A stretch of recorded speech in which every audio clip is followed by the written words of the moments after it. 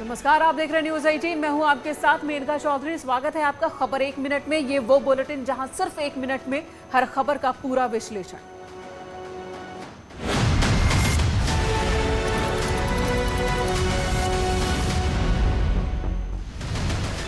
रामपुर और आजमगढ़ उपचुनाव में बीजेपी की बड़ी जीत हुई, जिसका जश्न सीएम योगी ने भी मनाया। सीएम योगी लखनऊ में बीजेपी के दफ्तर पहुंचे और जीत पर मिठाई खाई और खिलाई। सीएम योगी ने बीजेपी के प्रदेश अध्यक्ष स्वतंत्र देव सिंह, डिप्टी सीएम ब्रजेश पाठक, वित्त मंत्री सुरेश खन्ना को मिठाई खिलाकर बधाई दी। इस दौरान बीजेपी के तमाम बड़े नेता मौजूद रहे। सीएम योगी ने जीत पर खुशी जताते हुए कहा कि डबल इंजन की सरकार ने डबल जीत हासिल की है। जनता जनार्दन का आशीर्वाद मिला है। सीएम ने कहा कि दोनों चुनौतीपूर्ण लड़ाई को बीजेपी ने जीत में बदलकर 2024 के लिए संदेश दे दिया है। लड़ाई को भारतीय जनता पार्टी ने जीत में बदल करके 2024 के लिए एक दूरगामी संदेश दे दिया है। सीएम ने कहा कि पीएम मोदी के नेतृत्व में डबल इंजन की सरकार में बिना किसी भेदभाव के काम हो रहा है। इसके अलावा सीएम ने विपक्ष पर परिवारवाद को लेकर भी निशाना साधा। उन परिवारवादी ताकतों को एक बार फिर से स्पष्ट संदेश जनता जनार्दन ने दिया है। आजमगढ़ के गढ़ रामपुर में इस बार कमल खिला है। लोकसभा उपचुनाव में बीजेपी उम्मीदवार घनश्याम लोधी ने इतिहास रच दिया। रामपुर में बीजेपी ने बम्पर जीत हासिल की। बीजेपी के घनश्याम सिंह लोधी ने 42,048 वोटों से जीत हासिल की। एसपी के असीम रजा दूसरे नंबर पर रहे। देखिए, जो ताज मेरे सिर बंधा है जी, तो ऐसी स्थिति में बंधा है कि बड़ा कांटो भरा ताज है सब, क्योंकि चुनौतियां बहुत हैं रामपुर में। यहाँ जो सांसद कभी रहे हैं पहले, तो कोई काम तो हुआ नहीं, लेकिन अब बहुत सारा काम मुझे करना है। और मैं समझता हूँ 2 साल की सरकार हमारी केंद्र की भी है, 5 साल की हमारी यूपी सरकार है। मैं मंत्री जी हमारे बीच में खड़े हैं, कुछ इनसे लड़ूंगा, कुछ दूसरे मंत्री से मांगूंगा, कुछ न कुछ तो ज्यादा काम करने की कोशिश करूंगा। बीजेपी उम्मीदवार घनश्याम लोधी को 3,67,104 वोट मिले, जबकि समाजवादी पार्टी के आसिम रजा को 3,25,056 वोट मिले हैं। यानी बीजेपी के खाते में कुल 52% वोट आया, तो वहीं समाजवादी पार्टी को 46% वोट मिला। रामपुर में 2014 के बाद बीजेपी की ये ऐतिहासिक जीत है। रामपुर और आजमगढ़ की जीत पर बीजेपी अध्यक्ष जेपी नड्डा ने जहां कार्यकर्ताओं को बधाई दी है, वहीं समाजवादी पार्टी पर उन्होंने निशाना भी साधा। रामपुर और आजमगढ़ की जीत पर बीजेपी राष्ट्रीय अध्यक्ष जेपी नड्डा ने कार्यकर्ताओं को बधाई दी। इस दौरान उन्होंने कहा कि ये जीत ऐतिहासिक है और योगी मोदी सरकार की जन कल्याण नीतियों पर जनता के विश्वास की मुहर है। उत्तर प्रदेश के आजमगढ़ और रामपुर लोकसभा उपचुनाव में भारतीय जनता पार्टी की ऐतिहासिक विजय माननीय प्रधानमंत्री श्री नरेंद्र मोदी जी एवं उनकी अगुवाई में आदरणीय योगी आदित्यनाथ जी के नेतृत्व वाली भारतीय जनता पार्टी की सरकार की गरीब कल्याण नीतियों पर जनता के विश्वास का प्रतीक है। इस शानदार विजय के लिए मैं उत्तर प्रदेश के महान एवं देवतुल्य जनता के प्रति अपना आभार प्रकट करता हूं। रामपुर उपचुनाव में बीजेपी की ऐतिहासिक जीत का दावा पूरा हुआ, लेकिन आजम खां अपने गढ़ में लगी सेंध पर सरकारी तंत्र को कोस रहे हैं। रामपुर चुनाव में हार के बाद आजम खान और एसपी उम्मीदवार आसिम रजा ने प्रेस कॉन्फ्रेंस की। आजम खान ने सरकार पर गड़बड़ झाले का आरोप लगाया और एसपी समर्थकों से कहा कि आपकी जीत को हार में बदला गया है।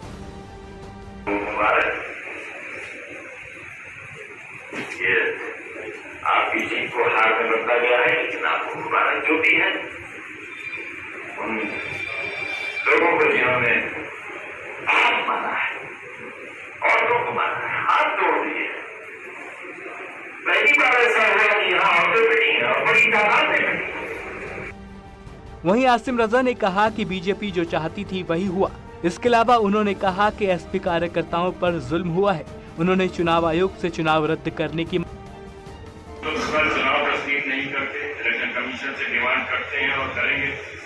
चुनाव को रद्द किया जाए और ये अफसरान जिन्होंने ये तमाशा किया है और हमें वोट डालने नहीं दिया, ये बड़े सख्त और जालिम किस्म के अफसर। उधर आजमगढ़ में भी बीजेपी ने इतिहास रच दिया। बीजेपी उम्मीदवार दिनेश लाल निरहुआ ने समाजवादी पार्टी के उम्मीदवार धर्मेंद्र यादव को करारी शिकस्त दी है।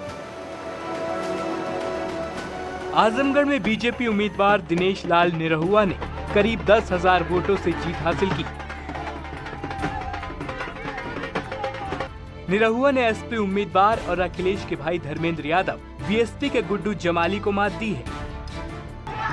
निरहुआ की जीत के बाद आजमगढ़ में कार्यकर्ताओं और बीजेपी समर्थकों ने जमकर डांस किया। ढोल नगाड़े की थाप पर लोग नाचते नजर आए। बस हम लोग इसी में खुश हैं कि हमारी आजमगढ़ की जनता ने सही फैसला लिया है और आजमगढ़ में कमल खिलाया है, विकास के लिए खिलाया है और इस उम्मीद पे हम लोग खरे उतरेंगे। बस यही कहना चाहेंगे आप लोगों को।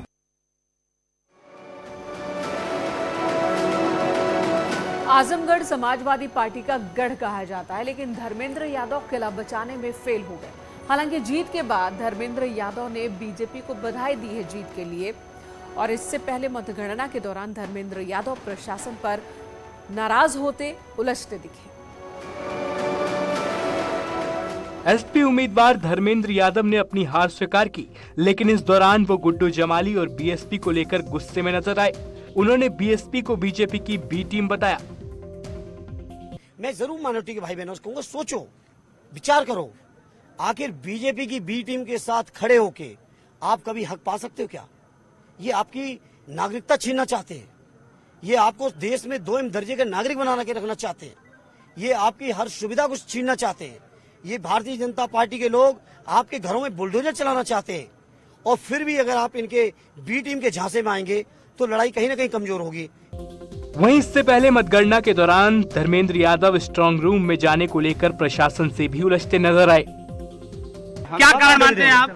भैया हम जहाँ तक सवाल है हार का, तो इस मौके पर मैं यही कहूंगा, मैं आजमगढ़ के अपने सभी सम्मानित पार्टी के नेताओं को, आरडी राष्ट्रीय अध्यक्ष जी को, पार्टी के जितने भी हमारे सीनियर लीडर हैं, पूज्य नेताजी को। वहीं शिवपाल सिंह यादव ने जहां हार को स्वीकार करने की बात कही, तो ओपी राजभर ने अखिलेश को सबक लेने की नसीहत दी है। उपचुनाव में समाजवादी पार्टी की करारी हार के बाद चुनाव से दूर रहे चाचा शिवपाल यादव ने कहा कि पार्टी को हार स्वीकार करनी चाहिए। जो जनता ने जनादेश दिया है तो उसको सबको स्वीकार करना चाहिए। अब स्वीकार करें सब लोग।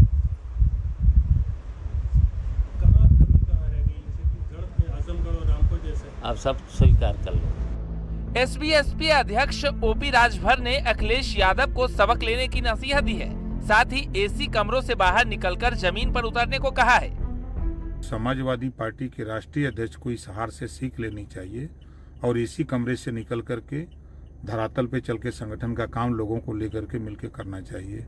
और उसके बाद भी 22 के बाद बाई इलेक्शन में अंतिम दिन प्रत्याशी का तय करना और चुनाव लड़ाना, जीतने का सपना देखना, ये बहुत बड़ा दिवा स्वप्न है। आजमगढ़ और रामपुर उपचुनाव में बीजेपी की जीत पर एआईएमआईएम चीफ असदुद्दीन ओवैसी ने अखिलेश यादव पर निशाना साधा।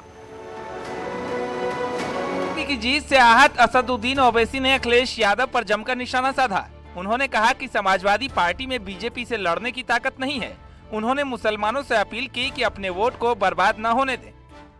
कि नहीं हो पाएगा, समाजवादी पार्टी से नहीं जीत पाएंगे। इतना अहंकार अखिलेश यादव का कि जिस पार्लियामेंट सीट से उनके पिताजी एमपी थे, फिर वो बने, आप वहां पर जाते भी नहीं लोगों को बताने के लिए कि वो क्यों इलेक्शन नहीं लड़ रहे हैं। इतना अहंकार। यकीनन हमको तकलीफ है कि भाजपा जीत रही है, मगर भारत के और ख़ास तौर से उत्तर प्रदेश के मुसलमानों से अपील करें कि अपनी सियासी पहचान को बनाएं, अपने मुकद्दर के फैसले खुद करेंगे आप। वरना आप इसी तरह होगा कि भाई पहले मुलायम सिंह, फिर अखिलेश, अब उनके चचाजाद भाई, अब दोबारा कौन आएगा? पर गुड्डू जमाली को वोट देते तो क्या हो जाता? क्या आसमान गिर जाता? 48वें शिखर सम्मेलन में शामिल होने के लिए जर्मनी के म्यूनिख पहुंचे पीएम मोदी, जहां पर उन्होंने इमरजेंसी का जिक्र कर कांग्रेस पर निशाना साधा। प्रधानमंत्री मोदी ने अपने बयान की शुरुआत 1975 की इमरजेंसी से करते हुए कहा कि आज से 47 साल पहले इसी समय डेमोक्रेसी को बंधक बनाने और कुचलने की कोशिश की गई थी। आज 26 जून है। जो डेमोक्रेसी हमारा गौरव है, जो डेमोक्रेसी हर भारतीय के डीएनए में है, आज से 47 साल पहले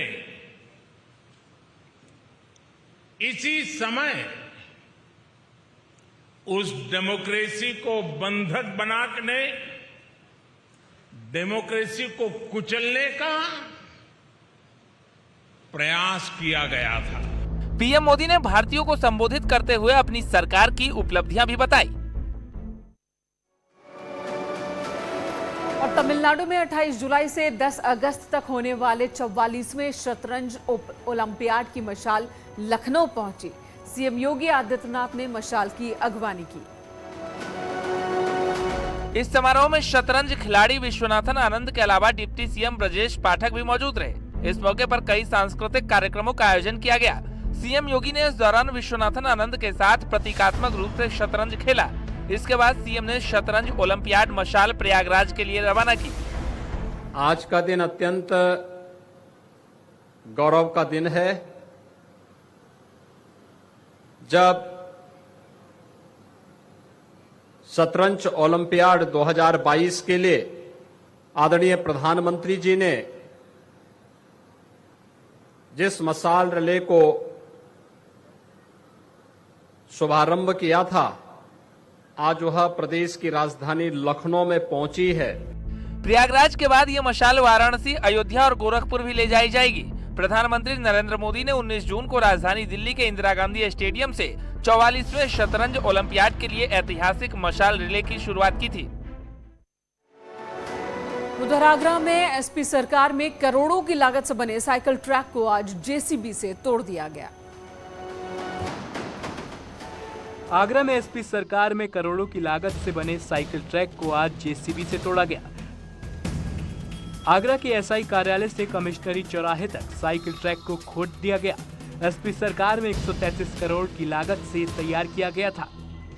नियमों की अनदेखी कर बिना कार्रवाई के डर से साइकिल ट्रैक को खोदा जा रहा है। साफ देख सकते हैं तस्वीरों में, ये साइकिल ट्रैक समाजवादी पार्टी की सरकार में बनाया गया था। 133 करोड़ की लागत से साइकिल ट्रैक को बनाया गया। खास बात यह है कि पीडब्ल्यूडी विभाग के अधिकारियों से भी बात की कि साइकिल ट्रैक को तोड़ने की परमिशन किसने दी है। हालांकि इस मामले को लेकर उन्होंने भी अपने हाथ खड़े कर दिए हैं। अभी तक ये कंफर्म नहीं हो पाया है कि इस ट्रैक को तोड़ तो दिया गया है, लेकिन किसकी अनुमति से इसको तोड़ा गया है। दिनेश लाल यादव निरहुआ की जीत पर निरहुआ के भाई प्रवेश लाल ने गाना गाकर जनता का अभिवादन किया। वहीं भोजपुरी स्टार आम्रपाली दुबे ने भी मतदाताओं को धन्यवाद दिया। चाहेंगे क्योंकि इस पूरे कैंपेन में गाने बहुत छाए रहे आपके, उनके, आम्रपाली जी के। आज के मौके पर कोई खास गाना आपकी ओर से? ये गाना मैं पूरे चुनाव में गाया था कि दबई बजब कमल के बटनिया, दूर हो जाई परसनिया, दबईबा जब कमल के बटनिया। तो आप लोगों ने कमल का बटन दबाया है और पूरी आजमगढ़ की जनता का, आजमगढ़ का जो परेशानी है वो दूर होगा। आजमगढ़ की सम्मानित जनता को नमन है, प्रणाम है, धन्यवाद है। उन्होंने इतिहास रच दिया, उन्होंने आजमगढ़ में कमल खिला दिया। देखिए भाजपा कार्यालय, देखिए कितना सुंदर लग रहा है आज। देखिए बड़ी रिस्पॉन्सिबिलिटी भी थी ये साथ में आजमगढ़ की। ऑब्वियसली स्पाइडरमैन का एक डायलॉग है, with great power comes great responsibilities. And Dinesh ji ने 2019 से ही अपनी जिम्मेदारी यहाँ पे निभानी शुरू कर दी थी। उन्होंने काम करना यहाँ पर शुरू कर दिया था। अब आजमगढ़ की जनता ने भी उनको ये आशीर्वाद और अधिकार दे दिया है कि वो यहाँ की सेवा कर सके।